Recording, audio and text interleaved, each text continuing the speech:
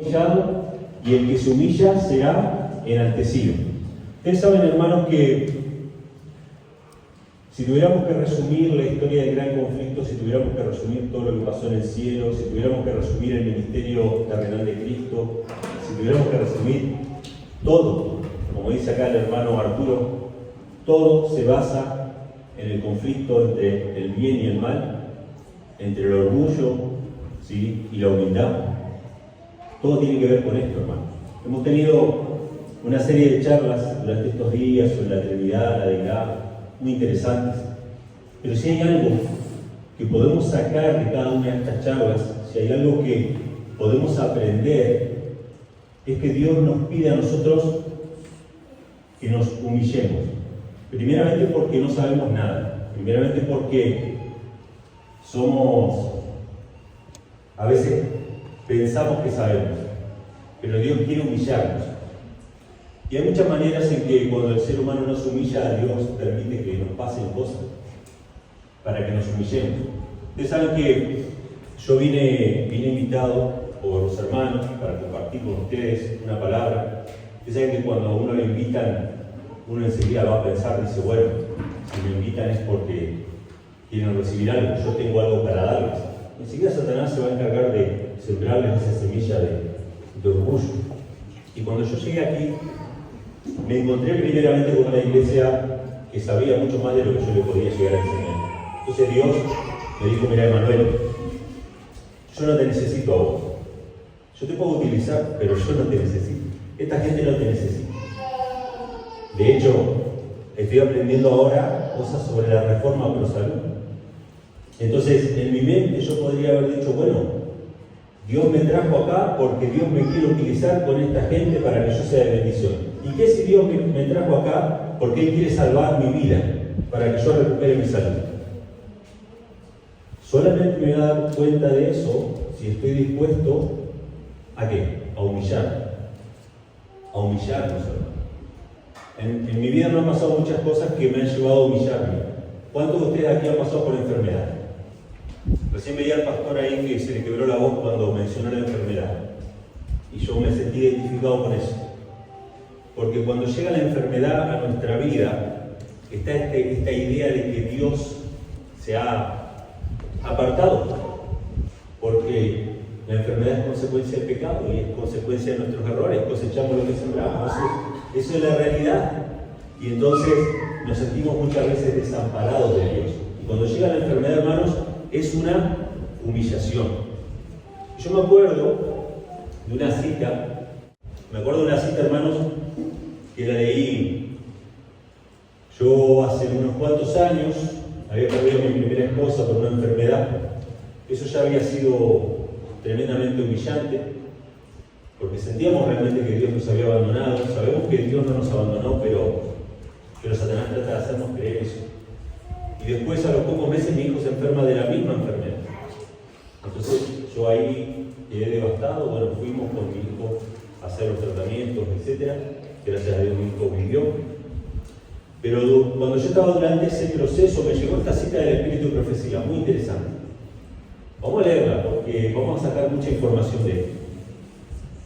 Se me ha mostrado que Dios dio a los suyos un cáliz de amargura que beber. Qué interesante esto, ¿no?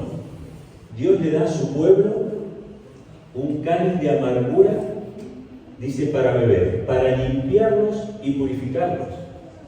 Es un trago muy acerbo, pero ellos pueden amargarlo todavía más con sus murmuraciones, quejas y lamentos. Quienes no lo reciban habrán de beber otro trago, porque el primero no hizo en su carácter el efecto asignado. Y si el segundo tampoco les aprovecha, habrán de ir bebiendo otro y otro, so pena de quedar sucios e impuros de corazón. Vi que el amargo cáliz puede dulcificarse con la paciencia, resignación y oración, y que producirá en el corazón de quienes así lo reciban el efecto que les fue asignado, con lo cual Dios quedará honrado y glorificado. Muchas veces, hermanos, Dios nos humilla, porque tiene el propósito de santificar nuestro carácter, de santificar nuestra vida. No siempre las cosas van a ir todas bien. muchas veces vamos a padecer diferentes cuestiones. Eso me pasó más de una vez, ¿sí? Y hoy que vine aquí a México a compartir con ustedes, a pasar unos días con ustedes, yo quiero aprender esa lección. Yo quiero humillarme delante del Señor y llevarme algo. La mayoría de nosotros estuvimos en las reuniones que tuvimos esta semana. Y yo traté de escuchar a cada uno y ver qué me iba a llevar a mi casa. La persona que sea orgullosa no se va a llevar nada de estas reuniones. Pero el que sea humilde se va a llevar algo. Porque siempre hay algo para aprender. Yo vine acá para compartir, pero me tengo que llevar lo que yo no tengo. Me tengo que llevar lo que Dios quiere darme. Tengo que entender que no solamente soy yo el instrumento para instruir a otros, sino que Dios quiere usar a otros para instruirme a mí. Y por eso tenemos que ser humillados, hermanos. Y si nosotros resistimos esa humillación y no lo hacemos voluntariamente, probablemente tengamos tragos amargos que Dios en su misericordia permite para que nosotros abramos nuestro corazón y crezcamos en el Evangelio. Quisiera compartir este texto que lo compartió un hermano esta semana, a ver si lo veo, el hermano, no creo que no está en este momento. Este texto de Apocalipsis 19:10, para hablar acerca de la humillación, todo este tema que estamos hablando tiene que ver con la humillación. Apocalipsis 19:10 habla de un incidente que vivió el apóstol Juan.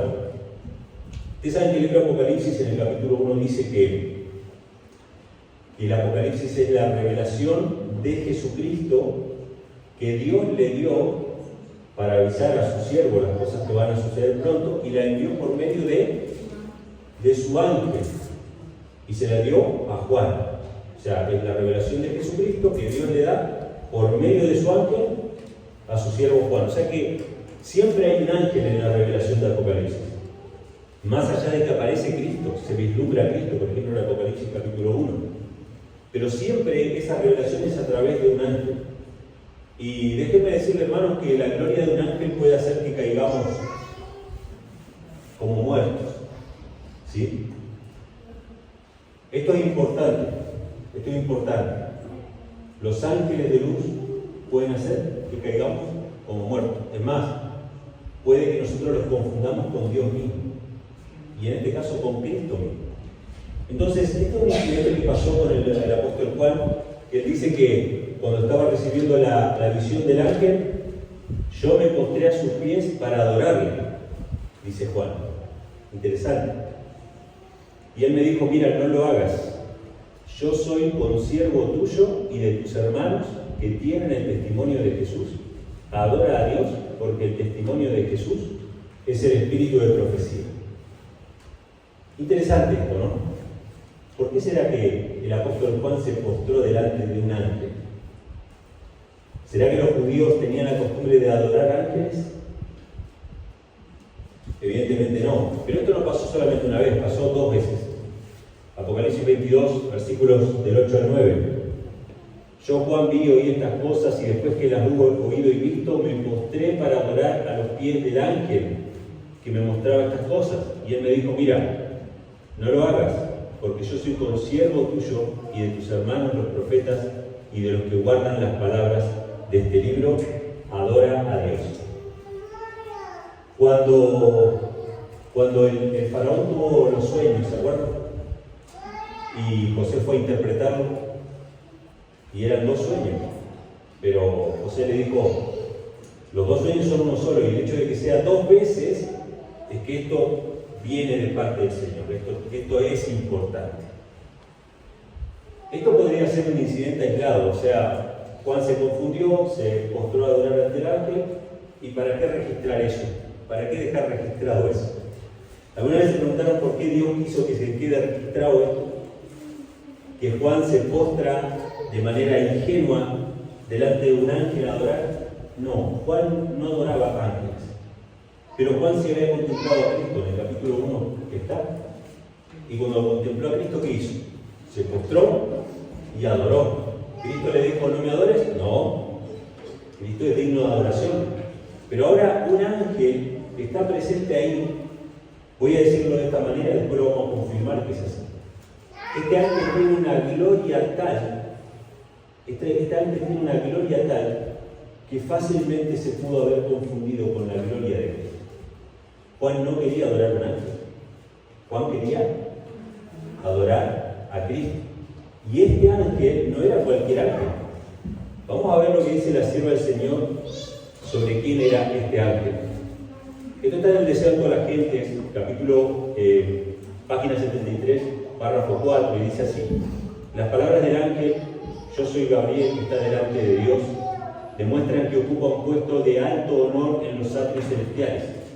Cuando fue a Daniel con un mensaje, dijo: ninguno hay que se esfuerce conmigo en estas cosas, sino Miguel, Cristo, vuestro príncipe. El Salvador habla de Gabriel en el Apocalipsis. ¿Quién es el ángel que aparece en Apocalipsis? Ustedes saben que no se menciona el nombre de Gabriel en Apocalipsis, pero la sierva del Señor lo menciona. Sabemos que Daniel y Apocalipsis son dos libros hermanos. Uno es una profecía y el otro es la revelación, ¿no? Pero es el mismo ángel que se presentó. Entonces dice: el Salvador habla de Gabriel en Apocalipsis, diciendo que la declaró enviándolo por su ángel a Juan su siervo. Y a Juan el ángel le declaró: yo soy siervo contigo y con tus hermanos los profetas. Y Elena G. White agrega este comentario, ¿no? Admirable pensamiento que el ángel que sigue en honor al Hijo de Dios es el escogido para revelar los propósitos de Dios a los hombres pecaminosos. Interesante. El ángel que aparece en Apocalipsis no era cualquier ángel, era el ángel. El ángel que seguía en gloria al Hijo de Dios. Era el ángel más exaltado en el cielo. Quisiera hacer un paréntesis sobre esto de ángel exaltado. Ustedes saben que siempre nos gusta decir a todos que todos somos iguales. Y es verdad que todos somos iguales delante de Dios. Pero si todos fuéramos absolutamente iguales en todo, no existiría la envidia, no existiría el orgullo, no existiría, y no haría falta la humildad. Pero en el cielo, no todos los ángeles ocupan la misma posición. En la iglesia, no todos ocupan la misma posición. ¿Acaso no se ha despertado envidia con las posiciones de la iglesia? ¿Acaso no se ha despertado resentimiento o lo que fuera? En el cielo no todos ocupan la misma posición. Los ángeles tienen categorías y hay uno que es el más exaltado de todos, y eso ya era antes de la entrada del pecado con Lucifer. ¿Sí? O sea que en el cielo perfecto, donde todo era armonía y perfección, habían diferentes jerarquías y todos eran felices. Nadie envidiaba el lugar de otro, nadie quería ser el mayor. ¿Cuál fue el gran problema de los discípulos? Querían ver a ver cuál era el mayor. Y ustedes saben que también había diferentes escalas entre los discípulos. Esto lo dice, esto es muy interesante, lo dice la sierva del Señor en el Deseo de toda la gente, lo podemos ver en la Biblia. Si bien eran 12 discípulos, habían básicamente 3 que eran los más cercanos a él: Pedro, Jacobo y Juan.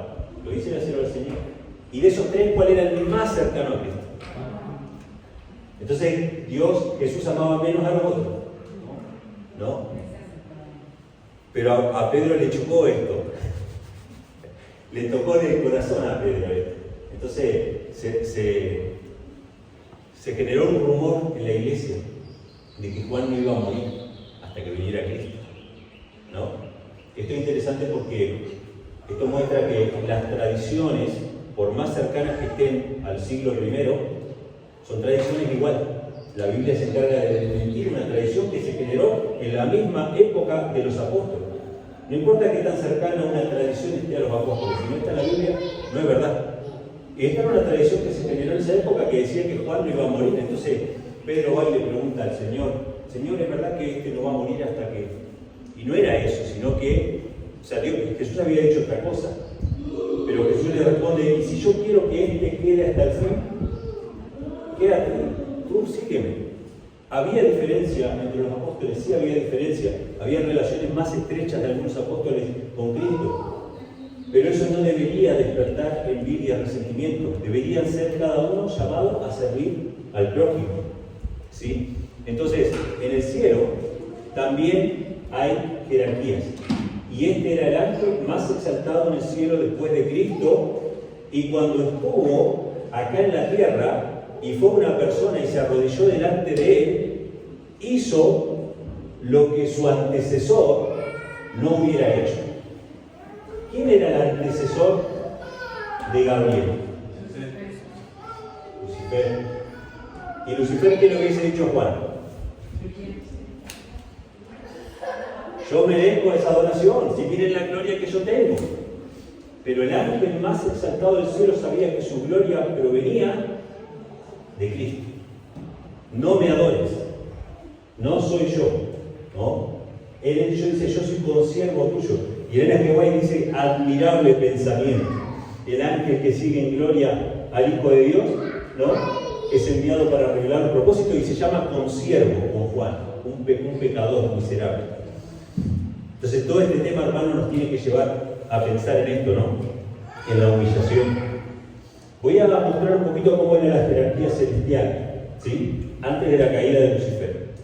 Según un evento de los últimos días, dice, Dios es un gobernador moral y también un padre. Él es el legislador. En otros pasajes incluso se lo llama el gran legislador, ¿sí? Pero se lo llama así, ¿no? Un gobernador moral y también un padre. Esto se refiere al padre, ¿no? Pero dice la misma mensajera del Señor que el Hijo de Dios fue el siguiente en autoridad después de quién?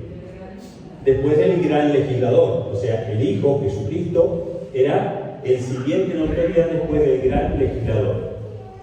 Pero había alguien más. Fíjense lo que dice la sierva del Señor. Satanás en el cielo, antes de su rebelión, era un ángel elevado y exaltado, el próximo en honor al amado Hijo de Dios. O sea que acá tenemos la jerarquía celestial antes de la caída de Lucifer. Estaba el Padre, estaba el Hijo que le seguía en autoridad al gran legislador, y el siguiente era Satanás, que después, o Lucifer, que después pasó a ser Satanás. ¿Cómo comenzó el conflicto en el cielo, mis amados hermanos? Cuando alguien quiso ocupar un lugar que no le correspondía. Cuando alguien no se contentó con los dones que Dios le había dado. Cuando alguien quiso ocupar un lugar que no era el de él, que fue Lucifer. Y esta es la jerarquía celestial después de la caída de Lucifer. Las dos citas son las mismas, y la tercera dice, fue Gabriel, el ángel siguiente en rango al Hijo de Dios, que vino con el mensaje divino a Daniel. Nuevamente usa esas expresiones, ¿no? Rango, ¿no? O lugar que ocupaba, ¿no? Autoridad también. Entonces, hermanos, yo sé que este tema es complejo. ¿Por qué? Yo lo he visto muchas veces, en la iglesia lo hemos visto, yo mismo he caído en ese pecado. De decir, no, todos somos iguales acá, todos somos iguales, todos van a hablar lo mismo. No, hermano.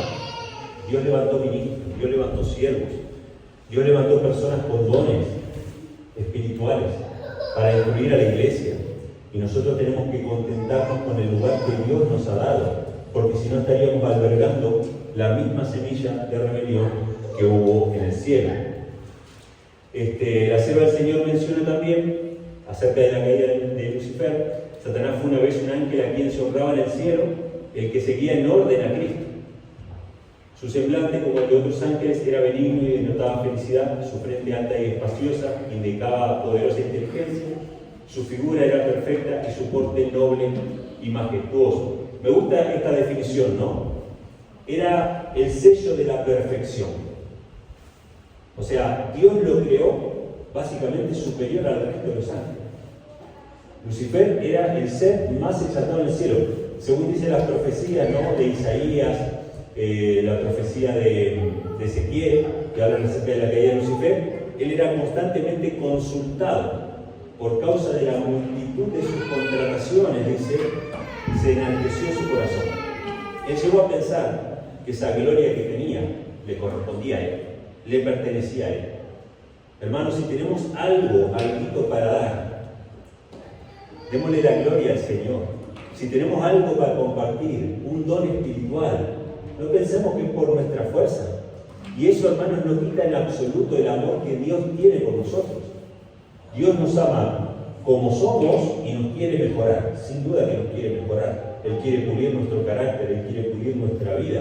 pero Dios nos ama tanto que dio a su Hijo unigénito. O sea, nunca dudemos de eso. No tenemos que probarle nada a nadie, ni a Dios. Nuestro valor ya fue probado en la cruz del Calvario. Tenemos que aceptar eso. Una vez que aceptamos a eso, hermano, no nos vamos a comparar con nadie. Yo no voy a querer tener el papel que tiene el hermano Arturo. No voy a querer tocar la flauta como toca ella. No voy a querer hablar como habla el otro hermano. Yo me voy a centrar en mi relación con Dios y de qué manera yo puedo servirle. Pero yo no me voy a poner más en un lugar que no me corresponde. Entonces, Él era perfecto, y sin embargo, aún así, en Él surgió el orgullo. ¿Cuánto más, hermanos, deberíamos nosotros velar? Caer con nuestro rostro en tierra y pedirle al Señor que sea Él. Cada vez, hermanos, que yo voy a predicar o compartir una palabra que me toca predicar a veces todos los sábados, y por más que uno lee y estudia y todo, a veces uno se ve y dice: Señor, no tengo nada para darle a esta gente, dame algo para darle a esta gente. El Señor responde, y después usted puede dar la gloria a Dios y decir: no fue mi estudio, no fue esto, aunque uno estudia y luego uno hace su parte, fue Dios el que me dio una palabra para compartir con los hermanos. Entonces dice que Él era perfecto, dice, pero cuando Dios le dijo a su Hijo: hagamos al hombre a nuestra imagen, Satanás sintió celos de Jesús. Imagínense ustedes cuando Jesús le dijo a Pedro, a Jacobo y a Juan: vamos al monte, que tengo algo que mostrarle. ¿Qué dijeron los otros? ¿No? Es más, yo me lo imagino a Pedro diciéndole a los otros: bueno, muchachos, ustedes quédense acá que yo voy a ir con el maestro, tenemos cosas importantes que... ¿no? Y no, o sea, no era porque ellos eran buenos, era porque ellos necesitaban. Justamente ellos necesitaban ver la gloria. Ellos eran los que más necesitaban remedio y por eso Jesús le dedicaba más tiempo. Pero imagínense los otros, lo que hubiesen dicho: ¿por qué Jesús se va con Pedro, Jacobo y Juan y por qué no nos lleva a nosotros? Lo mismo pasó en el cielo. Cuando Dios le dijo a su Hijo: hagamos al hombre a nuestra imagen, Lucifer surgió algo en su corazón. Un sentimiento extraño que nunca antes había existido en el universo. Y este es el famoso misterio de la iniquidad. No se puede explicar. Mirá que Boy se encarga de decir esto. Nadie se gasta en tratar de explicar. Porque si tuviera una explicación, habría una justificación y dejaría de ser pecado. No se puede explicar ningún pecado. No, yo robé porque tenía hambre. Cualquier explicación es una justificación. Y si está justificado, ya no es más que pecado. Entonces el pecado no tiene explicación. Es el misterio de la iniquidad. No había ninguna necesidad en ese ser. Era perfecto. Tenía todo. Todos los ángeles lo honraban después de Cristo. Sin embargo, Él quiso lo que Cristo tenía. O sea que no hay pobreza, no hay miseria, no hay falencias que justifiquen nuestra envidia. No existe. Porque si fuéramos perfectos, igual envidiaríamos. ¿Cuántas mujeres tenía David? Muchas. No era el plan de Dios, pero tenía muchas. Y sin embargo, codició lo que no era de él. ¿No? Hermanos, leamos en toda la Biblia. Es el mismo germen de Satanás lo que nos va a llevar a nosotros o a la ruina, o si nos humillamos ante el Señor, nos va a librar de eso, ¿no? Y de las consecuencias de ese pecado. Entonces dice: deseó que se le consultase acerca de la formación del hombre, y porque esto no se hizo, se llenó de envidia, celos y odio, y deseó recibir los más altos honores después de Dios. No quería los honores del Padre, quería los honores después de Dios. ¿Y él tenía los honores después de quién?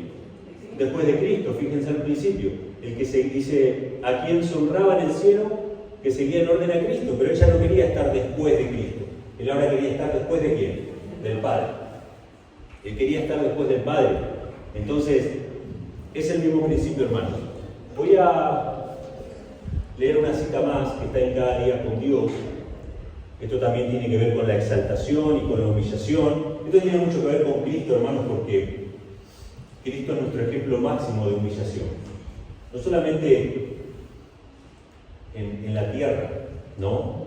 Aquel que no estimó el ser igual a Dios como cosa que aferrarse, sino que se despojó y se hizo hombre, se hizo siervo, y sufrió la muerte y la muerte de cruz, en el cielo también se humillaba. En el cielo también compartía codo a codo con los ángeles. ¿Sí? Entonces, fíjense lo que dice acerca de los ángeles que se rebelaron con Satanás. Hubo ángeles que fueron expulsados del cielo porque no quisieron obrar en armonía con Dios, cayeron de su elevada condición porque querían exaltarse a sí mismos. Así comenzó el conflicto, hermanos, y así va a seguir hasta que Cristo venga. O nos exaltamos o nos humillamos. Los ángeles querían exaltarse a sí mismos, habían llegado a esa situación porque se olvidaron de que su hermosura física y de carácter provenía del Señor Jesús. O sea, ellos llegaron a creer que lo que tenían les era propio. Por eso, hermanos, consagremos nuestros dones al Señor. Todo lo que tengo, Señor, no es mío, es para ti. Yo quiero dedicarlos a ti. El hecho que los ángeles caídos querían ocultar era que Cristo era el unigénito Hijo de Dios, y por eso llegaron a la conclusión de que no tenían por qué consultar a Jesús. Me gusta esa palabra, consultar. ¿Qué quería Satanás? Satanás dice, como el Padre y el Hijo fueron a crear y no le consultaron a él, se enojó, porque él era el más consultado en el cielo. Y ahora los ángeles dicen, mira, a Jesús no lo vamos a consultar, nuestra gloria es propia. Y me gusta esa palabra consultar porque tiene que ver con esto de yo puedo enseñar, yo soy el maestro, me preguntan a mí, ¿sí? Y Dios no quiere eso, hermano. Este orgullo fue tan así que los escribas y fariseos, cuando Cristo apareció, le rechazaron. Le rechazaron ¿por qué? Porque Cristo no era un maestro como ellos eran. Pero hay una escena muy interesante de la vida de Cristo cuando Cristo se pierde en el templo y pasan 3 días y que fue el comienzo de su ministerio, podríamos decir, o el comienzo de su independencia, digamos, para trabajar para Dios, porque él dijo, en los negocios de mi padre me es necesario estar. Aunque estaba sujeto a su madre, él empezó a hacer cosas por su cuenta, por decirlo, que de hecho a los 12 años es cuando los judíos comienzan a ser hijos de la ley, empiezan a tener su responsabilidad religiosa, por así decirlo. Y en esa ocasión Jesús se quedó con los escribas y fariseos. Y el relato bíblico es muy interesante porque dice que Jesús les preguntaba a ellos, pero ellos se maravillaban de la doctrina que él tenía. Y uno dice, si Jesús les preguntaba, ¿cómo es que ellos se maravillaban? No tiene sentido. Entonces en este guay explica de que los maestros de religión no estaban para aprender. Ellos estaban para enseñar. Nadie les iba a venir a enseñar a ellos. Así que la única manera que tenía Jesús de tratar de tocar sus corazones era hacerles preguntas, como si él fuera un alumno sumiso.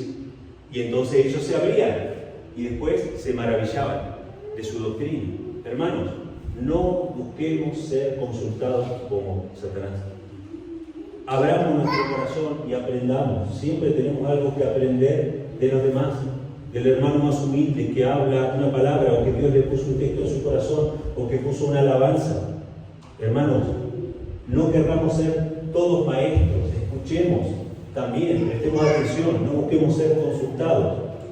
Así que ellos decidieron que no tenían que consultar a Cristo. Me gusta este pasaje porque tiene que ver con la humillación de Cristo incluso en el cielo. Éxodo 23, versículo 20 al 25, habla de una de las tantas apariciones del Hijo de Dios en el Antiguo Testamento.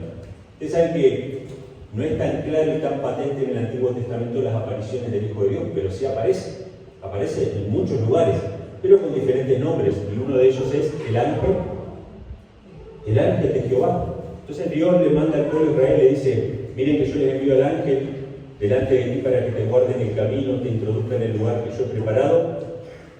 Guárdate delante de él y oye su voz, no le seas rebelde, porque él no perdonará vuestra rebelión. Interesante. Si nosotros lo leemos así a secas, decimos, bueno, Dios designó un ángel, simplemente un ángel de los tantos que él tiene, y tenemos que obedecerle y no serle rebelde, pero en realidad está hablando acerca de su Hijo, ¿sí? Este ángel evidentemente tiene poder para perdonar pecados, como Jesús tenía poder para perdonar pecados cuando estuvo aquí en la tierra. Por eso dice, Él no perdonará vuestra rebelión. ¿Sí? Dice, porque mi nombre está en Él. Pero si en verdad oyeres su voz e hicieres todo lo que yo te dijere, seré enemigos a tus enemigos y afligiré a los que te afligieren.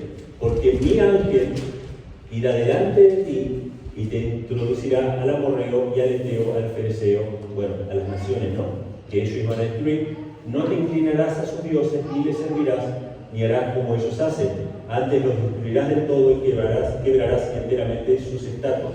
Mas a Jehová vuestro Dios serviréis, y Él bendecirá tu pan, tus aguas, y yo quitaré toda tu enfermedad del medio de ti. Cristo es presentado en el Antiguo Testamento en varias ocasiones como un ángel.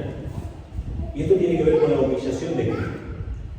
La rebelión de Lucifer, la rebelión de los ángeles, que en un momento decidieron ya no rendir homenaje a Cristo, tiene que ver con esta forma de Cristo como si fuera un ángel, con esta gloria incluso similar a la de Lucifer.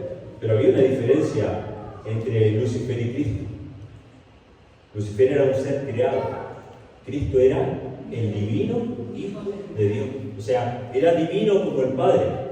Era el único ser en todo el universo con quien el Padre podía tener comunión. Ahora, el pueblo de Israel, el pueblo judío, tenía la imagen de que había un ángel de Jehová. Y en algunos casos probablemente tenía la imagen de que había un Hijo de Dios. ¿Sí? Hemos dado algunos ejemplos esta semana, por ejemplo, como Nabucodonosor reconoce al Hijo de Dios en el horno de fuego. Pero en líneas generales los judíos terminaron creyendo de que Dios no tenía un hijo. Entonces, cuando el apóstol Pablo habla en la carta a los hebreos, compara a Cristo con los ángeles y va a hablar de la diferencia que hay entre Cristo y los ángeles. Dice así: Dios, habiendo hablado muchas veces y en muchas maneras en otro tiempo a los padres por los profetas, en estos postreros días nos ha hablado por su Hijo. Dios habló de muchas maneras al pueblo de Israel por los profetas, pero en estos postreros días nos ha hablado, dice, por medio de su Hijo. Recién había venido Cristo, había tenido su ministerio, muerte y resurrección. Y esto es muy interesante, hermanos, porque hay una parábola que Cristo le dice a los fariseos, ¿no? Un padre de familia arrienda una viña, se lo da a unos labradores, y llegado el tiempo le manda unos siervos para que busquen el fruto. Estos labradores matan a los siervos, los apedrean y los envían con las manos vacías. Y lo hace varias veces ese padre de familia hasta que llega un momento que dice: voy a enviar a mi hijo. Van a tener respeto de él. Y cuando lo ven venir al hijo, ¿qué dicen los labradores? Este es el heredero, matémoslo y quedémonos con la vida. Esto fue literalmente lo que pasó con el escriba fariseo. Y ellos mismos dieron su sentencia de muerte. Cuando Jesús les preguntó: ¿qué va a hacer el padre de familia con esos labradores? Y ellos mismos dijeron: vendrá el padre de familia y destruirá a esos labradores miserablemente. Esto es interesante, hermanos, porque cada uno de nosotros vamos a determinar nuestra propia condena. Con el juicio con que juzguemos, seremos juzgados. ¿Quién más dio una condena a sí mismo? David. ¿Qué hay que hacer con ese hombre que se quedó con la ovejita? Y David dijo que muera, merece la muerte. ¿Quién pagó esa muerte que le fue perdonada a David? Su hijo. Bueno, sus hijos, pero en particular el hijo que tuvo con Betsabé. ¿Sí?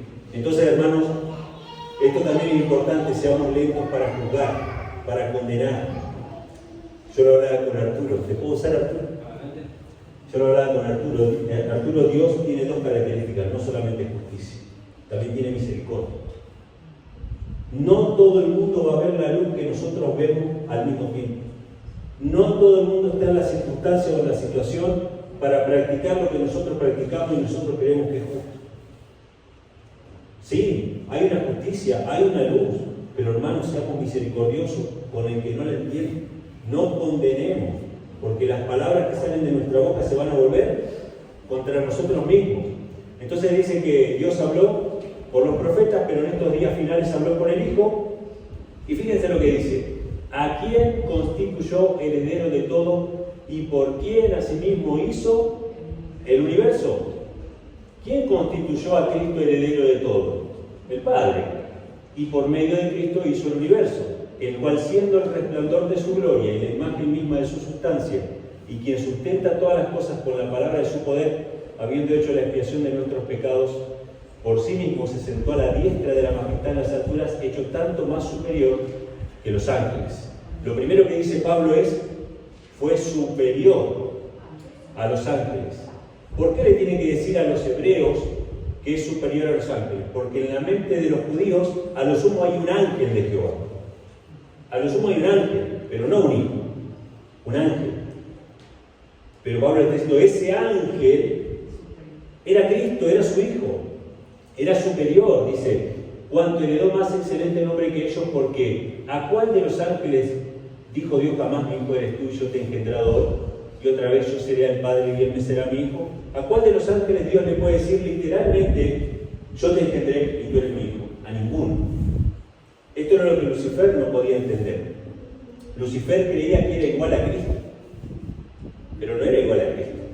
La gloria parecía que era la misma, al punto tal que cuando Juan ve a Gabriel, ¿qué hace? Se postra para adorar pensando que es Cristo, pero no era lo mismo.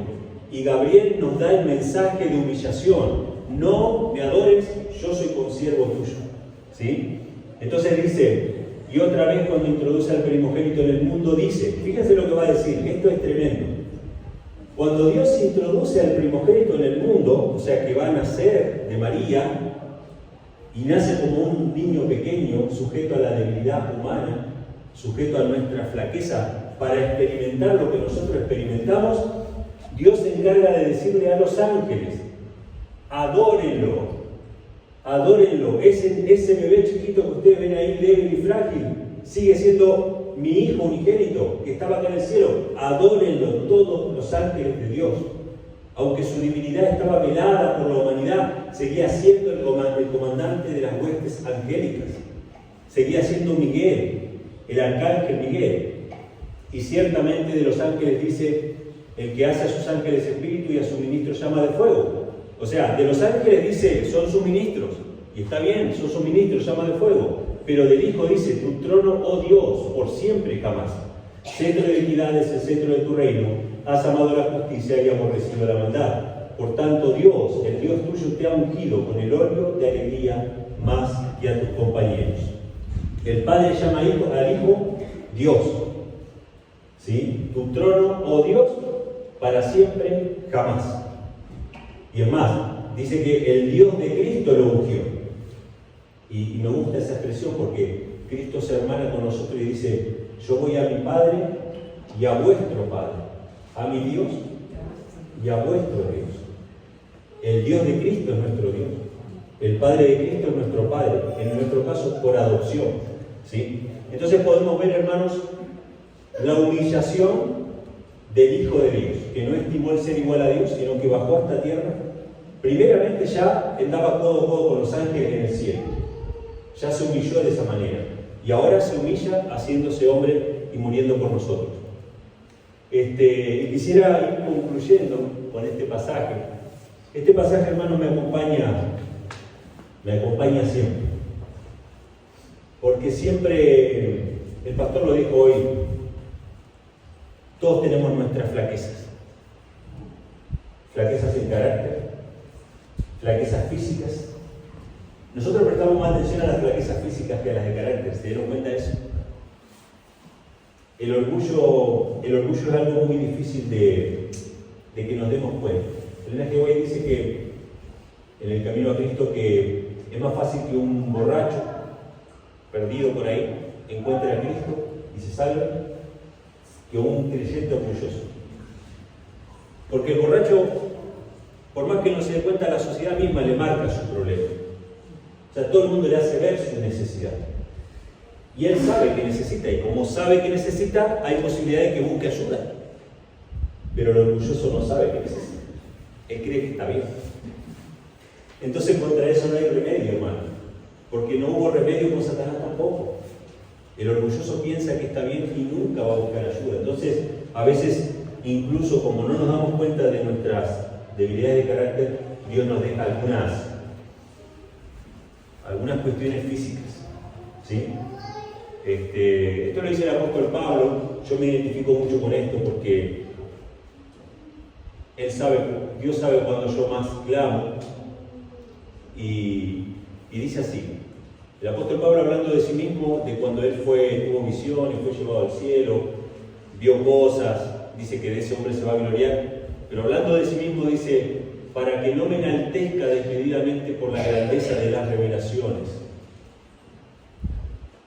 Pablo recibió revelaciones, Pablo recibió luz del Señor especial. A él se le apareció Cristo en persona en el camino a Damasco. ¿Sí? Él podía enaltecerse.